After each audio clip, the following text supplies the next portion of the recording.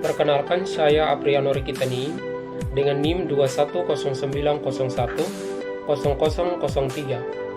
Pada kesempatan kali ini, saya akan menjelaskan terkait 3 pertanyaan berikut.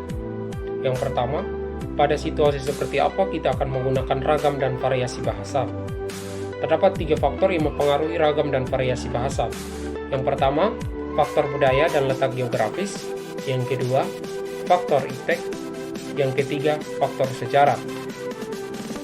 Indonesia terdiri dari 34 provinsi dengan memiliki 718 bahasa daerah.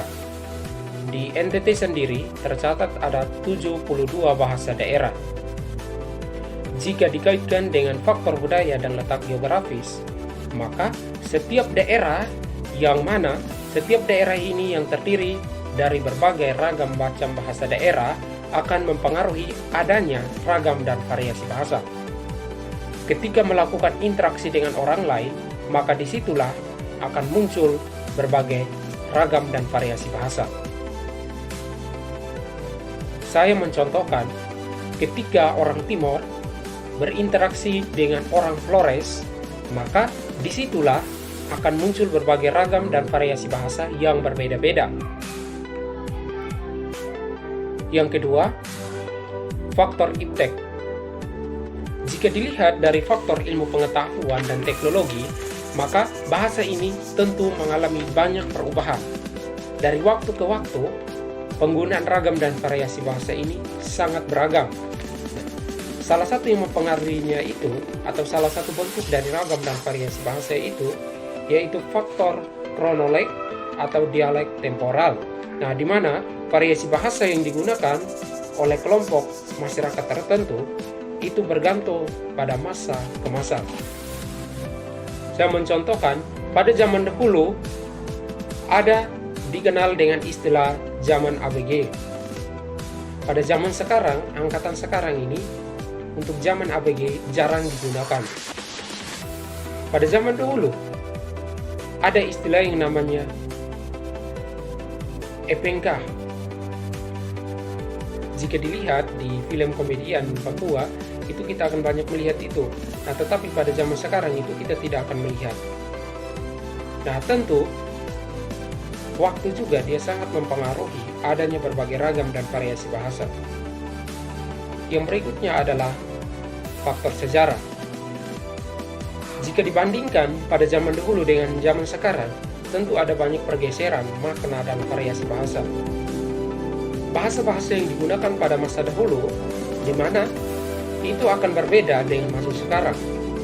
Jika kita melakukan interaksi komunikasi dengan orang yang berkecimpung dalam dunia sejarah atau orang yang paham sejarah, maka bahasa yang kita gunakan itu akan berbeda dengan bahasa pergaulan sehari-hari. Tentu yang mempengaruhi di sini adalah faktor usia juga, faktor pendidikan. Ketika kita berbicara dengan anak kecil, maka bahasa yang digunakan itu akan berbeda dengan bahasa yang digunakan dalam seangkatan. Ketika melakukan interaksi dengan orang yang berpendidikan yang lebih tinggi, maka bahasa pun akan berbeda. Ketika melakukan komunikasi dengan orang yang hanya notabene tamatan SD, maka formulasi bahasa yang kita gunakan juga akan berbeda. Hal ini apa? Karena tujuannya adalah untuk memudahkan dalam memahami dan mencerna apa yang kita ingin sampaikan.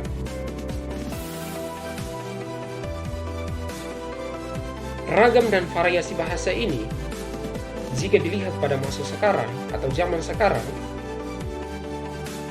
tentu sangat jauh berbeda dari berbagai segi dimensi kehidupan, dari faktor budaya, faktor iptek, dan juga faktor sejarah. Variasi bahasa ini kita bisa menandakan dengan salah satu contoh. Ketika di dalam suatu perhimpunan atau suatu kelompok, di situ saya mencontohkan ada orang Flores, ada orang Sumba, ada orang Rote, dan ada orang Timor. Ketika masing-masing orang berbicara, maka tentu tiap orang memiliki logat yang berbeda-beda. Nah, Disitulah yang dinamakan dengan variasi bahasa. Nomor 2, terdapat 5 kaidah kalimat efektif. Yang pertama, kesepadanan. Yang kedua, kelogisan. Yang ketiga, kehematan. Yang keempat, keparalelan. Yang kelima, kepaduan. Di sini terdapat beberapa contoh kalimat, yang mana kalimat ini merupakan kalimat tidak efektif. Kemudian saya akan mengubahnya menjadi kalimat yang efektif. Yang pertama, pencuri itu berhasil ditangkap oleh polisi. Kalimat ini merupakan kalimat tidak efektif. Jika diubah menjadi kalimat efektif, akan menjadi polisi berhasil menangkap pencuri itu. Kalimat yang tidak efektif itu kalimat pasif, yang kemudian diubah ke dalam kalimat aktif. Yang kedua, Dirgahayu HUT RI ke-74. Kalimat ini merupakan kalimat tidak efektif karena melanggar aturan sepadan. Dalam Kamus Besar Bahasa Indonesia, kata dirgahayu yang memiliki arti berumur panjang. Apabila menggunakan kata dirgahayu, maka tidak boleh diikuti urutan penunjuk tingkatan angka. Karena hal ini akan mempengaruhi makna pun ikut berbeda. Sehingga jika diubah ke dalam kalimat yang efektif, maka akan menjadi Dirgahayu Republik Indonesia. Atau jika tidak menggunakan kata dirgahayu, maka bisa menggunakan Selamat Hari Ulang Tahun Republik Indonesia ke-74. Yang ketiga, pembunuhan dan rampokan itu tergolong sangat kejam. Pada kalimat ini merupakan kalimat tidak efektif karena melanggar aturan kaidah, keparalelan, dan kehematan. Apabila diubah ke dalam kalimat efektif, maka akan menjadi pembunuhan dan perampokan itu sangat kejam. Pada kalimat ini terlihat ada kata pembunuhan dan rampokan. Nah, melanggar aturan keparalelan karena apabila kata pertama menggunakan kata imbuhan PE, maka pada rampokan juga harus menggunakan kata imbuhan PE, sehingga menjadi perampokan dan pembunuhan. Nah, kemudian kata tergolong tidak dimasukkan pada kalimat yang efektif, karena apabila menggunakan kata tergolong, maka akan terdengar sepertinya ada makna yang berbeda. Yang berikutnya adalah Yun menceritakan tentang pengalaman kuliahnya. Pada kalimat ini melanggar aturan kepaduan, yang mana kepaduan itu merupakan pernyataan sehingga informasi yang disampaikan itu tidak terpecah-pecah. Nah, sehingga diubah ke dalam kalimat yang efektif, maka akan menjadi Yun menceritakan pengalaman kuliahnya.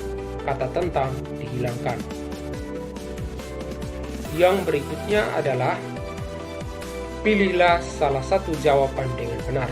Pada kalimat ini juga melanggar aturan kaidah kalimat efektif. Nah, apabila diubah ke dalam kalimat yang efektif, maka akan menjadi pilihlah satu jawaban dengan benar. Kata salah dihilangkan. Yang berikutnya, Dian berpeluk-pelukan dengan bantal. Pada kalimat ini melanggar aturan kehematan dan kelogisan. Dian ini merupakan subjek tunggal, dan Dian ini sedang aktif. Sedangkan bantal itu merupakan objek yang merupakan benda mati. Nah, sehingga dan apabila dimaknai, maka Dian ini sedang berpukulan dengan bantal yang semestinya merupakan bantal ini benda hidup. Nah, kalimat aktif pada kalimat ini yang merupakan kalimat tidak efektif ini tidak memerlukan kata dengan. Nah, sehingga apabila diubah ke dalam kalimat yang efektif, maka akan menjadi Dian memukul bantang. Nomor ketiga, pada zaman sekarang kita melihat ada banyak generasi muda yang kehilangan akan identitas bangsa dan bahasanya sendiri. Saran atau tanggapan yang saya berikan terkait dengan generasi muda yang kehilangan akan identitas bahasanya sendiri, dalam hal ini bahasa Indonesia, yaitu yang pertama, harus tanamkan kesadaran dalam diri generasi muda. Harus menanamkan 3 konsep Trigatara Bangun Bahasa. Konsep Trigatara Bangun Bahasa ini terdiri dari, yang pertama, mengutamakan bahasa Indonesia. Yang kedua, melestarikan bahasa daerah. Yang ketiga, menguasai bahasa asing. Setiap orang harus punya kesadaran bahwa saya memiliki bahasa Indonesia, bahasa nasional yang perlu saya utamakan dimanapun saya berada. Setelah itu, melestarikan bahasa daerah. Dan yang berikutnya adalah menguasai bahasa asing. Yang berikutnya,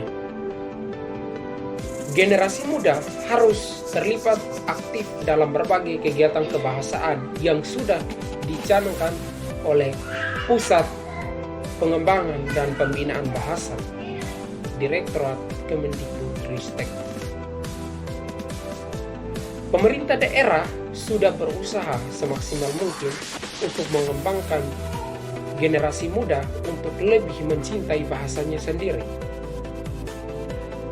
Sekarang ini sudah ada yang namanya tes UKBI, di mana UKBI itu sendiri merupakan uji kompetensi berbahasa Indonesia.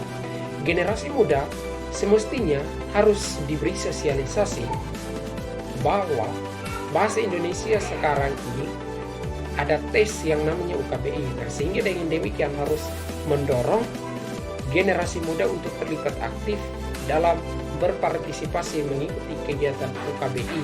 Nah, di situ generasi muda akan mengetahui tingkat pemahaman terkait dengan bahasa. Yang berikutnya, generasi muda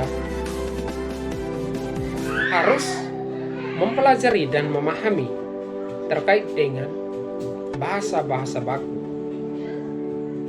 Ketika dalam melakukan komunikasi, maka harus selipkan ada istilah-istilah yang semestinya itu merupakan kata baku. Seringkali kita menemukan banyak generasi muda yang hanya bisa mampu untuk berbicara dalam bahasa sehari-hari.